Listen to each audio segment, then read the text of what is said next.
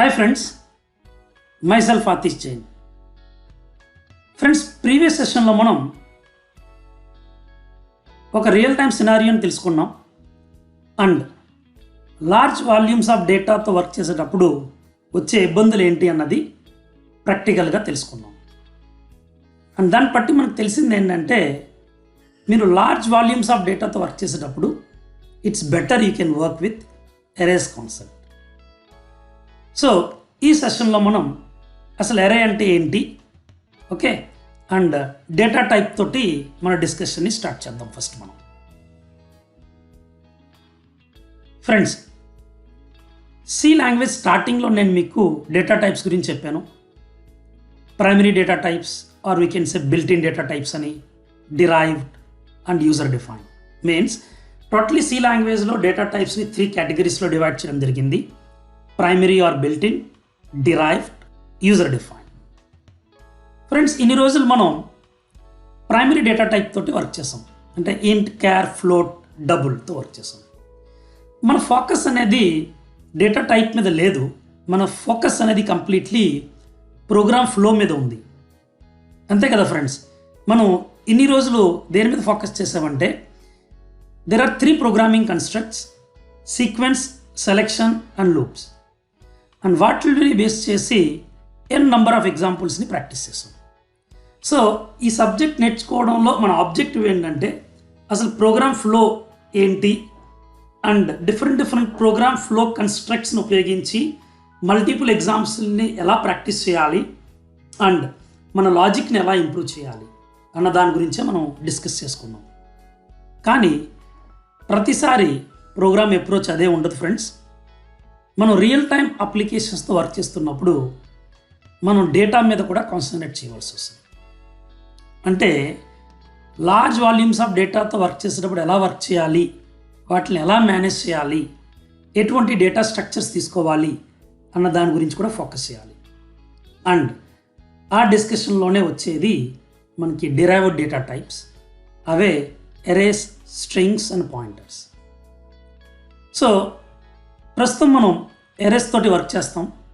దాని తర్వాత strings and pointers కూడా నేను మీకు ఎక్స్ప్లెయిన్ చేస్తాను. ఎప్పుడైతే కనుక డిరైవ్డ్ డేటా టైప్స్ తోటి వర్క్ చేయడం అయిపోయిందో, అప్పుడు నేను మీకు యూజర్ డిఫైన్డ్ డేటా టైప్స్ మీద కూడా కాన్సెప్ట్స్ని చాలా డీటెయిల్గా ఎక్స్ప్లెయిన్ చేస్తాను. So let's start with erase concept friends. అసలు ఎరే అంటే ఏంటి? See, array is a variable that can store multiple values of same data type. Means అర్థం ఏంటంటే, మీరు ఏదైనా ఒక ఆర్డినరీ వేరియబుల్ని డిక్లేర్ చేశారు, లైక్ సే ఇంట్ a ఈక్వల్స్ టు 5. అప్పుడు ఏమవుతుంది, మెమరీలో ఏ అనే వేరియబుల్కి 4 bytes రిజర్వ్ అయ్యి దాంట్లో 5 అనే నంబర్ ఒక బైనరీ ఈక్వలెంట్ స్టోర్ అవుతుంది. సో మీరు మొత్తం ఎన్ని వాల్యూస్ని స్టోర్ చేస్తున్నారు? కేవలం ఒక వాల్యూని మాత్రమే స్టోర్ చేస్తున్నారు, దట్ ఈస్ 5. మీరు ఇంకో వాల్యూని స్టోర్ చేయడానికి ట్రై చేస్తే ఏమవుతుంది, పాత వాల్యూ యూరేజ్ అయిపోయి కొత్తది స్టోర్ అవుతుంది. Means at any point of time you can store only 1 value అని అర్థం. ఓకేనా ఫ్రెండ్స్? మరి మీరు మల్టిపుల్ వాల్యూస్ని స్టోర్ చేయాలనుకుంటే మల్టిపుల్ వేరియబుల్స్ని తీసుకోండి ఫ్రెండ్స్. అంటే 2 to 3 వాల్యూస్ని స్టోర్ చేయడానికి 2 to 3 వేరియబుల్స్ బాగానే ఉంది. కానీ ఎక్కువ వాల్యూస్ని రీడ్ చేయాలనుకున్నప్పుడు ఎక్కువ వేరియబుల్స్ని తీసుకుని ప్రోగ్రామ్ రాయడం అనేది గుడ్ ప్రోగ్రామింగ్ ప్రాక్టీస్ కాదు. సో దానివల్లనే మనం ఎరేస్ని ఇంట్రడ్యూస్ చేయడం జరుగుతుంది. ఎరే ఏం చేస్తుందంటే, ఒకే ఒక వేరియబుల్ మల్టిపుల్ వాల్యూస్ని స్టోర్ చేస్తుంది. ఆ వాల్యూస్ అన్ని సేమ్ డేటా టైప్ అయి ఉండాలి, అది కండిషన్ మనకి. సో ఎరేని ఈ విధంగా కూడా డిఫైన్ చేస్తాం. చూడండి, an array is defined as finite ordered collection of homogeneous data stored in continuous memory locations. Step by step explain చేస్తాను చూడండి. ఫైనైట్ అంటే అర్థం ఏంటంటే, range must be specified and it is always fixed. So మనం ఎరేస్తో work చేసేటప్పుడు మనం ఎన్ని వాల్యూస్ని రీడ్ చేయాలి, మల్టిపుల్ వాల్యూస్ అన్నాం కదా, సో ఎన్ని వాల్యూస్ రీడ్ చేయాలి అన్నది మనం ఖచ్చితంగా చెప్పగలగాలి. అండ్ వన్స్ ఒకసారి సైజ్ని చెప్పామో అది ఫిక్స్డ్, అది ఇంకా పెరగడం తరగడం అనేది జరగదు. ఆర్డర్డ్ అంటే data must be in continuous memory locations. Means ordered అంటే డేటా అనేది మొత్తం ఒకదాని పక్కన ఒకటి కంటిన్యూస్గా మెమరీలో స్టోర్ అయి ఉంటుందని అర్థం. దాన్ని మనం ఆర్డర్డ్ కలెక్షన్ ఆఫ్ డేటా అంటాం. అదే మీరు ఆర్డినరీ వేరియబుల్స్తో వర్క్ చేస్తే డేటా అనేది ర్యాండమ్లీ ఎక్కడెక్కడైతే ఖాళీ ఉంటుందో మెమరీలో అక్కడ స్టోర్ అవడం అనేది జరుగుతుంది. బట్ ఎరేస్లో అలా కాదు, కంటిన్యూస్ మెమరీ లొకేషన్స్లో డేటా స్టోర్ అవుతుంది. హోమోజీనియస్ అంటే all the elements should be of similar type. Means మీరు ఒక ఎరే తీసుకున్నారు, ఆ ఎరేలో డిక్లేర్ చేసే అన్ని వాల్యూస్ ఒకే టైప్కి సంబంధించి ఉండాలి అని అర్థం హోమోజీనియస్ అంటే. Arrays are also known as static data structure. ఎందుకంటే కంపైల్ టైంలోనే ఆ వేరియబుల్కి డేటా సైజ్ అనేది డిసైడ్ అవుతుంది కాబట్టి మనం ఎరేస్ని మనం స్టాటిక్ డేటా స్ట్రక్చర్స్ అని చెప్పి అంటాం. ఎరేస్ ఒక ప్రాపర్టీస్ ఏంటి మనం తెలుసుకుందాం ఇప్పుడు. Each element in the array is of same type and size. Yes friends, మీరు ఒక ఎరేని డిక్లేర్ చేశారు 10 ఎలిమెంట్స్ని స్టోర్ చేయడానికి. సో ఆ ఎరేలో ఉన్న 10 ఎలిమెంట్స్ ఒకే టైప్ అయి ఉంటాయి అండ్ ఆబ్వియస్లీ ఒకే సైజ్ అయి ఉంటాయి అన్నమాట. Next, all the elements in the array are stored in continuous memory location. చెప్పాను కదా, మీరు ట్రైన్లో ట్రావెల్ చేస్తున్నారు 10 మెంబర్ ఫ్రెండ్స్ కలిపి. సో 10 మెంబర్స్కి సీట్ అనేది 1 నుండి 10 వరకు కంటిన్యూస్గా అలొకేట్ చేయడం జరిగింది. అందరూ పక్కనే కూర్చుని ఉంటారు. సేమ్ కంటిన్యూస్ మెమరీ లొకేషన్స్ అంటే మనం స్టోర్ చేస్తున్న డేటా అంతా మెమరీలో ఒకదాని పక్కన ఒకటే స్టోర్ అయి ఉంటుంది. Elements of the array are accessed using index number. So మొత్తం అన్ని ఎలిమెంట్స్కి నేమ్ ఒకటే ఇవ్వడం జరుగుతుంది కాబట్టి వాటిని యాక్సెస్ చేయడానికి మనం ఇండెక్సింగ్ అనేది ఉపయోగిస్తాం. ఫ్యూచర్ సెషన్స్లో నేను మీకు క్లియర్గా చెప్తాను అసలు ఇండెక్సింగ్ అంటే ఏంటి అన్నది. And array size is specified at the time of declaration and it is fixed. చెప్పాను కదా, మనం ఎరే వేరియబుల్ని డిక్లేర్ చేస్తున్నప్పుడే మనం సైజ్ని చెప్పాలి. మనం ఏదైతే కనుక సైజ్ని చెప్పామో అది ఇంకా throughout the program fixed, అది ఇంకా మారదు అని అర్థం. Friends, advantages and disadvantages of arrays గురించి తెలుసుకుందాం. ఫస్ట్ అడ్వాంటేజెస్లో ఆప్టిమైజ్డ్ కోడ్. ఎరేస్ యూస్ చేయడం వల్ల కోడ్ అనేది చాలా మట్టికి ఆప్టిమైజ్ అవ్వడం జరుగుతుంది. ఎందువల్ల అంటే మల్టిపుల్ వాల్యూస్ని రీడ్ చేయడానికి మనకు ఒకటే వేరియబుల్ ఉంది కాబట్టి మనం అన్ని ఇన్పుట్ స్టేట్మెంట్స్ ఇవ్వక్కర్లేదు. అదే మీరు ఆర్డినరీ వేరియబుల్స్తో వర్క్ చేస్తే ఎన్ని వేరియబుల్స్ ఉన్నాయో అన్ని ఇన్పుట్ స్టేట్మెంట్స్ ఇవ్వాలి. సో ఆబ్వియస్లీ కోడ్ అనేది పెరుగుతుంది. ఎరేస్తో వర్క్ చేయడం వల్ల కోడ్ అనేది ఆప్టిమైజ్ అవుతుంది, అంటే తగ్గుతుంది అని అర్థం. సో ఎప్పుడైతే మీకు కోడ్ సైజ్ తగ్గిందో ఆటోమేటికలీ దానివల్ల మీకు చాలా అడ్వాంటేజెస్ వస్తాయి. Next, is of access.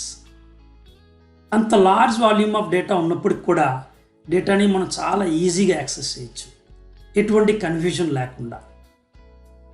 అదే మీరు ఇప్పుడు ఆర్డినరీ వేరియబుల్స్తో వర్క్ చేస్తే ఒక 10-15 వేరియబుల్స్ని డిక్లేర్ చేశారు, మీరు ప్రతి వేరియబుల్ పేరుని గుర్తుపెట్టుకోవాలి and accessing of the data will be quite difficult for you. And third advantage ఏంటంటే random access using its index. Indexing ఉపయోగించి మీకు 1000 ఎలిమెంట్స్ ఉన్నా, 10,000 ఎలిమెంట్స్ ఉన్నా, 1,00,000 ఎలిమెంట్స్ ఉన్నా మీకు కావాల్సిన ఎలిమెంట్ని మీరు ఇమ్మీడియట్గా యాక్సెస్ చేసుకోవచ్చు. అది ర్యాండమ్ యాక్సెస్ యూజింగ్ ఇండెక్స్ అంటే అర్థం. డోంట్ వరీ, నేను ఇవన్నీ ప్రాక్టికల్గా చూపిస్తానని మీకు. డిసడ్వాంటేజ్ ఏంటంటే ఎరేస్ వల్ల సైజ్ ఈజ్ ఫిక్స్డ్. సో కొన్ని ప్రోగ్రామ్ రిక్వైర్మెంట్స్లో ఫిక్స్డ్ సైజ్ అంటే ఇట్స్ ఓకే, పర్లేదు. కానీ కొన్ని ప్రోగ్రామ్ రిక్వైర్మెంట్స్ ఫిక్స్డ్ సైజ్ కుదరదు. ఎందుకంటే ప్రోగ్రామ్ డెవలప్ చేస్తున్నప్పుడు మనకు తెలియదు ముందుగానే ఎంత సైజ్ అవసరం ఉంటుందని చెప్పి. సింపుల్ ఎగ్జాంపుల్ చెప్తాను చూడండి ఫ్రెండ్స్. మీరు ఒక స్కూల్కి సాఫ్ట్వేర్ని తయారు చేస్తున్నారు. ఎంతమంది స్టూడెంట్స్ అడ్మిట్ అవుతారు అనేది ఎవరూ చెప్పలేము. సో నంబర్ ఆఫ్ స్టూడెంట్స్ ఎంతమంది ఉండాలనేది అక్కడ ఎరేస్తో వర్క్ చేస్తే ప్రాబ్లం ఏంటి తెలుసా? సైజ్ ఫిక్స్డ్ కాబట్టి. మరి ఎక్కువ మంది స్టూడెంట్స్ వస్తే మన ప్రోగ్రామ్ పనిచేయదు కదా. సో అది ఫిక్స్డ్ సైజ్ ప్రాబ్లం అంటే. అదే ఒక స్టూడెంట్కి ఎన్ని సబ్జెక్ట్స్ ఉంటాయి అది obviously fixed. 6 subjects, 8 subjects, 7 subjects, 10 subjects. So number of students fixed కాదు, కానీ ప్రతి స్టూడెంట్కి number of subjects fixed. So కొన్ని చోట్ల అది ఫిక్స్డ్ సైజ్ అనేది డిసడ్వాంటేజ్ మనకి. Heterogeneous elements cannot be stored. Means we cannot read values of different data types as one unit in array. అరేలో అన్ని ఎలిమెంట్స్ ఒకే టైప్ అయి ఉండాలి, ఒకే డేటా టైప్ సంబంధించి ఉండాలి. దాన్ని మనం హోమోజీనియస్ అంటాం. హెట్రోజీనియస్ అంటే different types of data. Of course heterogeneous ఎలిమెంట్స్ని స్టోర్ చేయడానికి మనకి వేరే సొల్యూషన్స్ ఉన్నాయి, బట్ ఎరేస్ వల్ల అయితే అది సాధ్యం అవ్వదు. Cannot grow or shrink.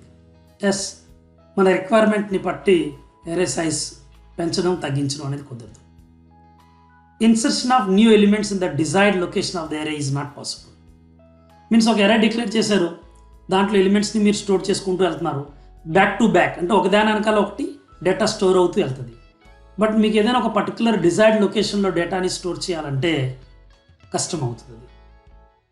అంటే ఇంపాసిబుల్ అనట్లేదు, పాసిబుల్ కూడా అవుతుంది, బట్ దానికి కొంచెం లెంగ్దీ ప్రొసీజర్ ఉంటుంది అన్నమాట. సో ఇవి కొన్ని మనకి డిసడ్వాంటేజెస్. ఫ్రెండ్స్, ఇప్పుడు మనం టైప్స్ ఆఫ్ ఎరేస్ గురించి తెలుసుకుందాం. ఎరేస్ని వాటిలో ఒక డేటా టైప్ పట్టి అలాగే డైమెన్షన్ పట్టి డివైడ్ చేయడం జరుగుతుంది. So types of arrays based upon data type. Data టైప్ని బట్టి మనకి 2 టైప్స్ ఆఫ్ ఎరేస్ ఉన్నాయి. ఒకటి numeric arrays, second the character arrays. Numeric arrays means group of numbers referred with single name. Character arrays means group of characters referred with single name. వీటి గురించి డీటెయిల్గా మనం future సెషన్స్లో తెలుసుకుందాం. ఇప్పుడు జస్ట్ నేను మీకు ఇంట్రొడక్షన్ ఇస్తున్నాను, దట్స్ ఇట్. వాటిలో ఒక డైమెన్షన్ని పట్టి కూడా 2 టైప్స్ కింద డివైడ్ చేయొచ్చు మనం. ఈ డివిజన్ అనేది చాలా ఫేమస్ డివిజన్.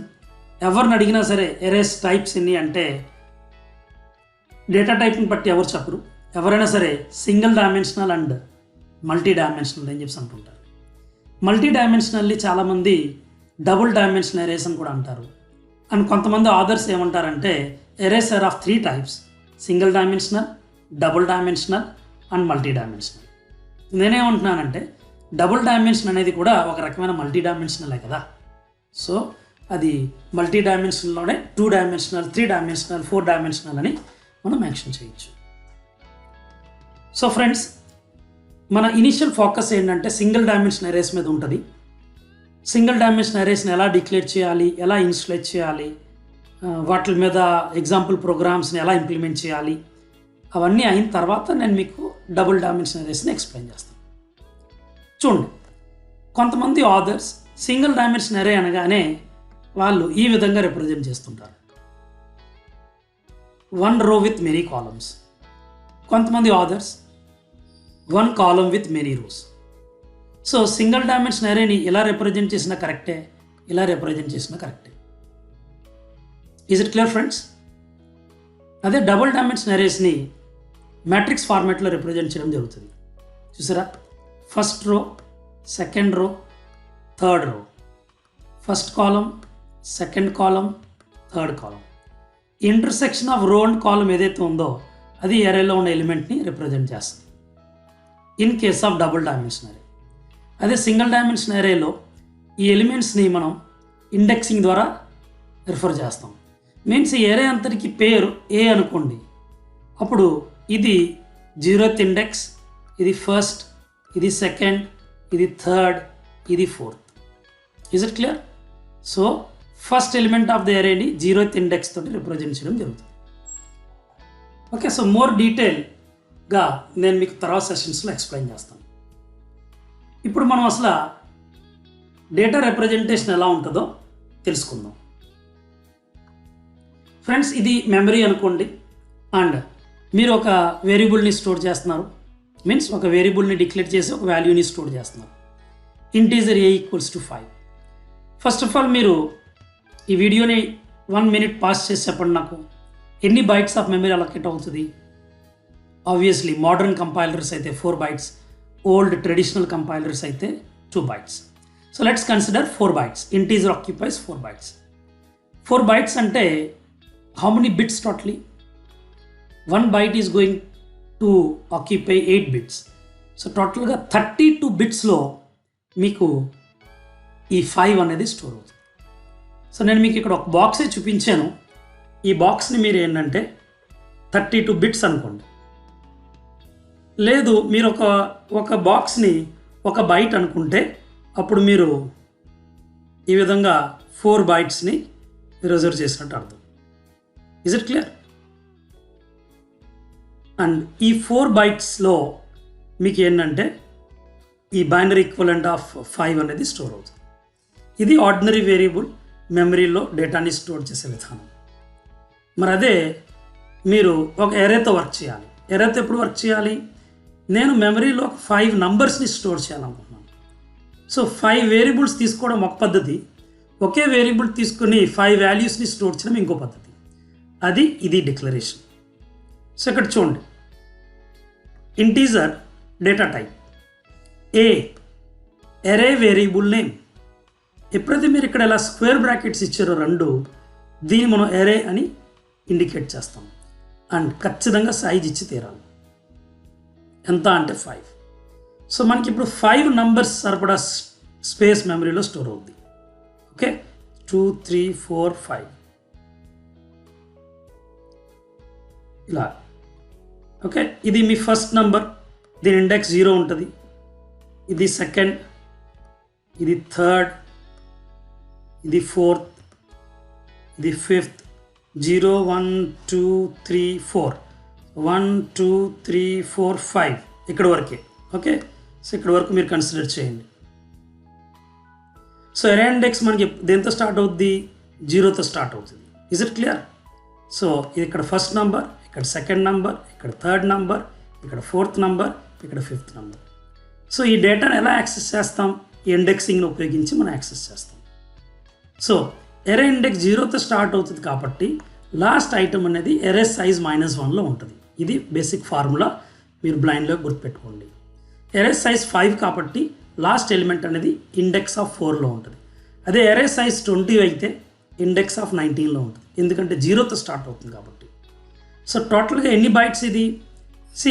ఈచ్ బాక్స్ మీరు 4 బైట్స్ అనుకుంటే టోటల్గా మనకి 20 బైట్స్ ఆఫ్ స్పేస్ అలొకేట్ అవడం అనేది జరుగుతుంది. అది కూడా కంటిన్యూస్గా మెమరీలో. సో ఇది ఫ్రెండ్స్ ఎరేని మెమరీలో రిప్రజెంట్ చేసే విధానం. నెక్స్ట్ సెషన్లో నేను మీకు సింగిల్ డైమెన్షన్ ఎరేతో ఎలా వర్క్ చేయాలి వాటి గురించి డీటెయిల్గా కాన్సెప్ట్స్ని ఎక్స్ప్లెయిన్ చేస్తాను. ఫ్రెండ్స్, ఈ వీడియో కనుక మీకు నచ్చినట్లయితే ఖచ్చితంగా లైక్ చేసి షేర్ చేయండి. అండ్ ఛానల్ని సబ్స్క్రైబ్ చేయకపోతే ఛానల్ని వెంటనే సబ్స్క్రైబ్ చేయండి. Thank you so much. Bye bye. See you in next video.